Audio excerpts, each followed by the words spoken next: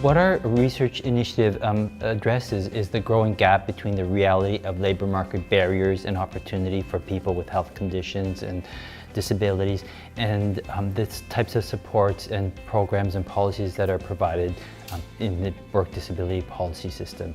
The system was designed years ago to serve very different needs than exist today in the labour market. One point that we'd like to make clear is that we don't see work disability policy as a topic for a fringe population of people with permanent or severe disabilities. Of course, that's a very important population, but most people at some point in their lives, in their working lives, have health conditions, whether they're brief or more prolonged, that keep them out of the labour force. And so that's one thing that our work disability policy initiative is directed at, basically everyone.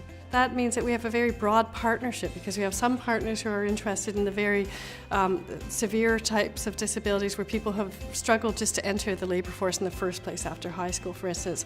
Other partners are interested in mental health conditions that can come and go.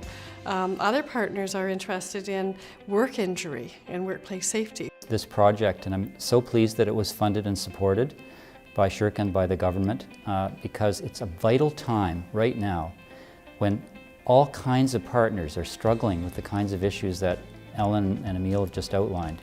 They're struggling with systems built a long time ago that don't match up with our needs today. People who really could be getting back to work and aren't able to do so. So in my case, I'm helping around 15,000, my organization is helping around 15,000 people a year in Ontario navigate our workers' compensation system. And one unique aspect of this project is that it brings partners together, not just with researchers, but with each other.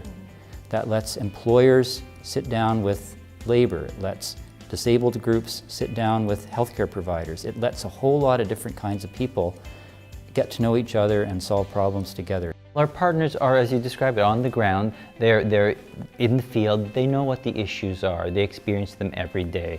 And so they are defining the research priorities and knowledge gaps that we need to address as researchers. Chronic and episodic disabilities are the new reality of the labor market, and people as they age, those are conditions that come and go over the life course that need support at some point in time during their engagement in the labor market. Other times they might be able to engage more fully. An awful lot of things have been learned about them.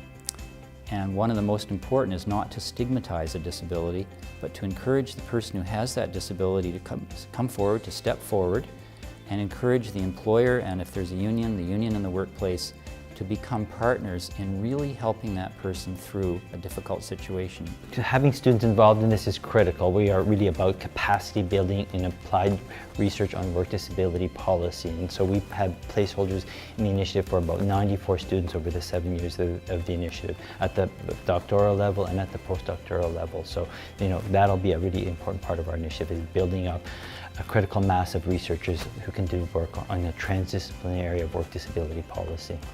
We want them to engage very closely with the partners as well, so we're trying to create some opportunities to do internships in the community so they get a real lived experience of what the issues are.